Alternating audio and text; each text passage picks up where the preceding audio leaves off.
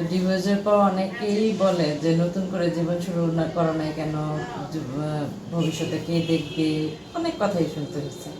তারপরে ভাইয়েরা একটা জিনিস কি জানেন, ডিভোর্সের পর একটা জিনিস বুঝলাম যে বাবার বাড়িতে এসে শুধু নিজের কথা ভাবলে হবে না। এখানে বাবার বাড়ি থাকতে হলে মা, বোন, ভাই, সংসার সবার কথা চিন্তা করে চলতে হয়, তাই না ভাইয়েরা? তাই হয়তো বা মানে কোনো কিছু করা হয় নাই। আচ্ছা, যাই হোক, এখন আজকে পুরো দিনটাই আপনাদের সঙ্গে কাটাবো। হয়তো বা আমার কথার সঙ্গে অনেকের কথা অনেকের জীবনের সাথে মিলেও যেতে পারে আপনারা। আজকে ভিডিওটি সম্পূর্ণ দেখবেন, কারণ হলো আমার বোনের ছেলের বয়স কত ছিল, তারপর হচ্ছে সব কিছু জানতে চাইছেন। আমি আজকের ভিডিওতে সব কিছুই বলবো। আর আজকে হচ্ছে রান্না করব পুঁটি মাছ দিয়ে, গুঁড়া মাছ দিয়ে হচ্ছে দো পেঁয়াজা করবো, আর হচ্ছে ঢেঁড়স দিয়ে দুটা তরকারি রান্না করবো। তো চলুন ভিডিওটা শুরু করা যাক। তো সকালে নাস্তার জন্য দেখেন সকালে উঠে এই রুটিগুলো শেখছি, কিন্তু রুটি শেষ হয়ে গেছে, আবার কিছু রুটি হোটেলে পাঠাইছি আনতে, হোটেল থেকে আনবে। তরকারিটা গরম দিছি, মাংস তরকারি দিয়ে আজকে পরোটা দিয়ে খাবো। আর এই যে এখানে চা, সকালের নাস্তা। দেখেন গ্যাসের কি অবস্থা আমাদের, দেখছেন চুলা একদম জ্বলেই না, কি অবস্থা, কিভাবে সারাটা দিন পার করব, রান্না করব, আমার মাথায় ধরতেছে না। আচ্ছা, যাই হোক,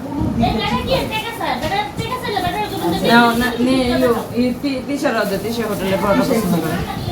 হ্যাঁ, একটা মানুষ পাও ঢুকায় বইতারে না। আমি কি কইছি আল্লাহ পরোটার মধ্যে এত লবণ, কিনা পরোটায়। সবাই এখানে আমরা এখন নাস্তা খাইতেছি, একটু পর চা খাওয়া হবে।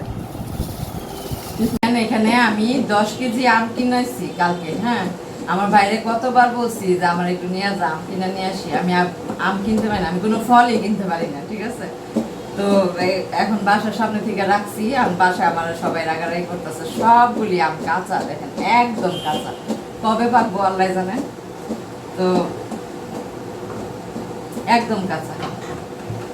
আর কি আম যে কি নাম যে কইছে আমি নামই বুঝিনি, কি ফল না ফুল কইছে আমি বুঝিনি। এই যে একদম কাঁচা, যদি টক হয় তাহলে আমার বাসায় যে তো বলছে টক হইলে ফেরত দিব, একদম টাকাও ফেরত দিয়ে দিবে, এই কথা বলছে। আচ্ছা, যাই হোক, দেখি কিনছি যেহেতু 10 কেজি আম। তো এখন তো রান্নার ব্যবস্থা করতে হবে না আমরা ভাইয়েরা। এখন আজকে রান্না করব হচ্ছে, ভিডিও শুরুতে আমি বলছিলাম যে পুঁটি মাছের দো পেঁয়াজা করবো। তো মাছটা আগে বের করে রাখি ফ্রিজ থেকে। এই যে পুঁটি মাছ বাসাই আছে, কাটতে হবে না কষ্ট করে, বাসা আছে, এগুলোর দো পেঁয়াজা করবো। আর দেখেন এখন এত দাম বাড়ছে সবকিছুর, এই বন্যা হওয়ার পর থেকে এখানে মাত্র 50 টাকা কাঁচামরিচ, আর ভালো কাঁচামরিচও পাওয়া যায় না, তেমন একটা ঝালও না এখনকার কাঁচামরিচ। তো সব রেডি করে রাখি রান্নার জন্য। রসুনটাও বের করে রাখলাম। আপনারা দেখেন সকালবেলা কি পরিমাণ যে বৃষ্টি, মানে রৌদ্র ছিল, এখন আবার অনেক বৃষ্টি, অনেক বৃষ্টি পড়তেছে। আকাশ কখন ভালো হবে আল্লাহ পাক ভালো জানে। আর এই যে আমার গাছগুলো দেখেন, এখানে ধনিয়া পাতা মনে হইতেছে একটা তরকারি খাওয়া যাবে, তাই না? এই যে একটা তরকারি খাওয়া যাবে, এই ধনিয়া পাতাটা আরেকটু বড় হইলে এই কাইটা তরকারি রান্না করব। আর এই যে এটা দেখেন পাতা হইতেছে, ওই যে বেলি ফুল গাছটাও আস্তে আস্তে মানে নতুন নতুন জ্বালাইতেছে। আর এই যে বৃষ্টি ধুমসে নামতেছে। তো এখন রান্না শুরু করে গিয়া চলুন এখন রান্না করতে যাই। আসসালামু আলাইকুম আপুরা ভাইয়েরা, কেমন আছেন সবাই? আমাকে কয়েকজন কমেন্টে লিখছেন যে আমার বোনের ছেলে বয়স কত ছিল। ওর বয়স ছিল হলো 21 বছর। 21 বছর ছিল।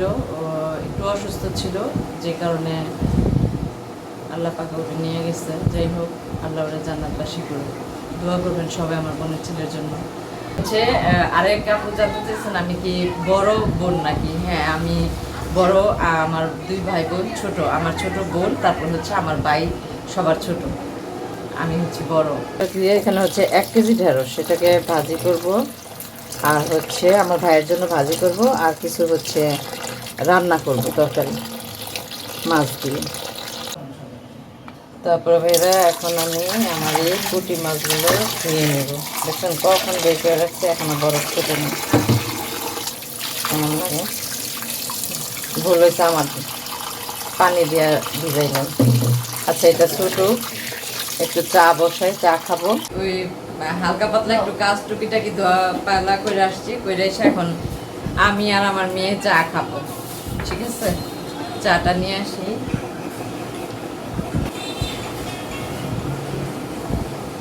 আমার মেয়ে খাবে ছোট কাপে, আমার এই ছোট কাপে চা খায় পোষায় না। আল্লাহ, চা দিয়ে কম রে তিশা, আমার কতটুকু দেখি। চা আজকে আসলে খাওয়ার পরে আর বানানো হয়নি। আমি তো চা খাইতেছি বৈশা, চাও খাবো। আর দেখেন এই তরকারি কাটা রাখছি, ঢেঁড়স কাটলাম ভাজির জন্য, এখানে হচ্ছে তরকারির জন্য কাটলাম, আর এখানে হচ্ছে এই পেঁয়াজ বেশি করে নিচ্ছি। এটা হলো আপনার করব, এই দো পেঁয়াজা করবো, এর জন্য বেশি করে পেঁয়াজ আর কাঁচামরিচ কাটছি। আমার মেয়েও এখানে বসে চা বিস্কিট খাইতেছে। চাটা খেয়ে পরে রান্না বসাবো। মা মেয়ে বসে গল্প করছিলাম, আমার আম্মু ছিল এখানে বসে পান খাইলো, চা খায় নাই আর, আম্মু রুমে চলে গেছে। তো একটা জিনিস জানেন কি, বাবার বাড়িতে থাকি মনে হয় কি কখনো মনে হয় এটা আমার নিজের বাড়ি, নিজের সংসার, আবার কখনো মনে হয় যে নিজের একটা পরিচয় গড়া তোলা যে কতটা কষ্ট, এটা একমাত্র এই পর্যায়ে যে আছেন সেই বুঝবেন আপনারা ভাইয়েরা। তো তোরা ভাইয়েরা, যে আমার মনে হয় বাবার বাড়ি কখনোই নিজের বাড়ি হয় না, আপন হয় না, কখনোই আপন হয় না। যতই ভাই বোনের জন্য কিছু করা হয়, কিন্তু পানির থেকে চমকে আসলে সেই দোষী হয়ে যায়। এখন পুঁটি মাছটা একটু মাখায় রাখি, পুঁটি মাছটা মাখায়া ঢেঁড়স ভাজিটা বসায় দিছি। খুব বৃষ্টি হয়েছে, অনেক বৃষ্টি হয়েছে, আমার ভাইয়ের বউ অনেক কষ্ট করে স্কুলে গেছে। এখন কি রোদ্র উঠছে, বাইরের দিকে তাকানো যায় না। কিন্তু গ্যাস নাই, আমি বুঝলাম না, গ্যাস তো এরকম করে না। অনেক এলাকাতে আমার ভাই বউ স্কুলে গেছে, ও ফোন করে বলতেছে গ্যাস আছে কিনা জানতে চাইছে। কোথায় কোথায় উত্তরার ওইদিকে অনেক জায়গায় গ্যাস নেই। আমাদেরও মানে অনেক কষ্ট করে রান্না করতেছে, অনেক কষ্ট করে। তো এই যে মাছগুলো মাখায় হচ্ছে এই যে পেঁয়াজ, এই পেঁয়াজগুলোর মধ্যে আমি এক এক করে সব মশলা দিয়ে দিব। মরিচের গুঁড়া, তো ধনিয়ার গুঁড়া দিব,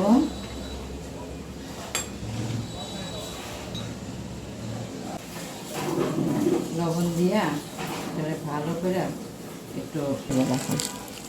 তাকে এখন এইভাবে মাখায় নেব। রাখছি, ঢেঁড়স ভাজিটা হোক, হইলে পরে বসায় দেব। বাবার বাড়ি থাকেন না কেন না, মানে এখানে কোনো লাভ নেই, এখানে একটা কইলে আরেকটা দোষ হয়ে যায়। বাবার বাড়ি মেয়েদের আসল ঠিকানা না, ঠিক আছে? এখানে অনেক কষ্ট, অনেক। আমি বারবারই একটা কথা বলি, যত পারবেন গাছতলায় থাকবেন, তারপরেও বাবার বাড়ি থাকবেন না কে। মাছটা দিয়ে দিই, মাছটা সুন্দর করে। এই যে সকাল থেকে শুরু করি কাজ করা, জানেন, সকাল থেকে শুরু করি, তারপরও কারো মন পাওয়া যায় না। তারপরও মন পাওয়া করলাম, ভাইয়ের জন্য ঢেঁড়স ভাজি করলাম, আর হচ্ছে সবার জন্য এই পুঁটি মাছের দো পেঁয়াজা করতেছি। মাছ ভাজাটা হোক, আর এদিকে আমি কি করছি জানেন, আমার গাছের জন্য এই চা পাতা রাখছি, এগুলি গাছের গোড়ার মধ্যে দিব। চা পাতাটা দিলে গাছটা অনেক সুন্দর। একটা জীবন যদি একবার নষ্ট হয়, সেই জীবনটা সহজে ঠিক হয় না, সহজে ঠিক হয় না। তো ঘর দর পরিষ্কার করে ফেলবো, মাছটা হওয়ার পরে সবাইকে খাওয়া দেবো। এই যে আপনারা মাছটা তুলে রাখলাম, সুন্দর করকরা ভাজা হয়ে গেছে। এখন হচ্ছে এই পেঁয়াজগুলো এই গরম তেলে দিয়ে দিব। বিসমিল্লাহ।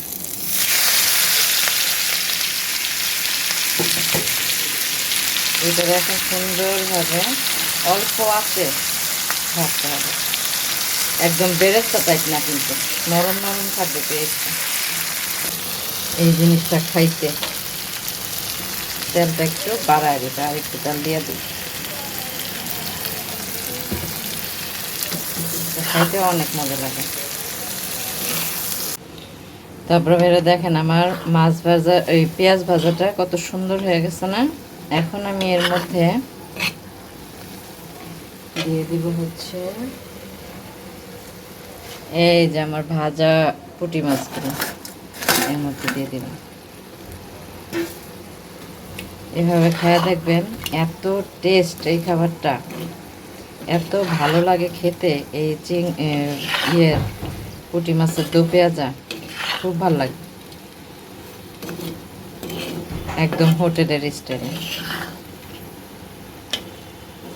হয়ে গেল আমার পুঁটি মাছের দো পেঁয়াজা, একদম গরমের মধ্যে আরামের রান্না আজকে। এত গরমে এই পুঁটি মাছের দো পেঁয়াজা, ঢেঁড়সের তরকারি, এটাই হচ্ছে আজকে আমাদের দুপুরের খাবার। দেখেন কত সুন্দর হয়ে গেছে। যাক, মাশাআল্লাহ, আলহামদুলিল্লাহ। এটা এখন নামিয়ে ফেলবো। এই যে আপুরা ভাইরা, আমার পুঁটি মাছের দো পেঁয়াজা,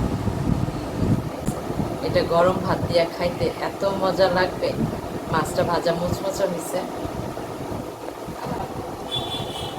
আমার ভিডিওর সবশেষে আমি আজকে একটা কথাই বলবো, যদি আপনাদের, এর আগেও বলছি, যদি আপনাদের ক্ষমতা থাকে বা আপনাদের সেই তৌফিক থাকে বাসা ভাড়া করে, ফ্ল্যাট বাসা ভাড়া করে অন্য জায়গায় থাকার, আপনারা সেটাই করবেন। আমার যদি আজকে ক্ষমতা থাকতো, আমার সেই তৌফিক থাকতো, আমি ঠিকই অন্য বাসায় ভাড়া, আমি একসাথে থাকতাম। আর জীবনে যদি ভালো স্বামী না হয়, একটা মেয়ের জীবন এরকমই ধ্বংস হয়ে যায়। যেন আজকে আমার জীবনটা যেমন ধ্বংস হয়েছে, একদম সেম এরকমই ধ্বংস হয়ে যায় জীবনে যদি ভালো স্বামী না হয়। আজকে আমার ভাগ্যটা খারাপ দেখে আমি স্বামীও ভালো পাইনি। আমার জীবনে মাত্র 5 মাস সংসার করলে সংসার করছি। ভালো থাকলে কি কোনো মেয়ে চলে আসে বলেন তো? কোনো মেয়ে চলে আসে না। আজকে মেয়েটাকে নিয়ে বাবার বাড়ি আসছি, কত যে কথা, কত যে মানে কষ্ট সহ্য করে আমার থাকতে হতেছে সকাল থেকে রাত পর্যন্ত। আমি একদম বিশ্রাম নেওয়ার সময় পাই। তারপরে ভাইরা, আজকে ভিডিওটি এই পর্যন্তই। দেখা হবে অন্য ব্লগে। সবাই ভালো থাকবেন, সুস্থ থাকবেন, নিজেদের প্রতি খেয়াল রাখবেন। আর আমি আপুদের উদ্দেশ্য করি, নিজেদের প্রতি যত্ন নেবেন আপনারা। নিজের মেয়েদের, নিজের যত্ন নিজে নিতে, অন্য কেউ পাশে এসে দাঁড়ায় না। আজকে আমি একদমই একা, আমার পাশে দাঁড়ানোর মতো কেউ নাই। আমার বাবা থাকতো, আমার বড় ভাই থাকতো, তাইলে আমার একটা চরিত্র, ঠিক আছে। আর স্বামী নাই তো, স্বামী নাই, স্বামী যে স্বামীর সাথে বিয়ে হয়েছিল ওইটার কথা আমি মনেও করি না, একদমই মনে করি, একদমই মনে করি। তো আজকে এই পর্যন্তই।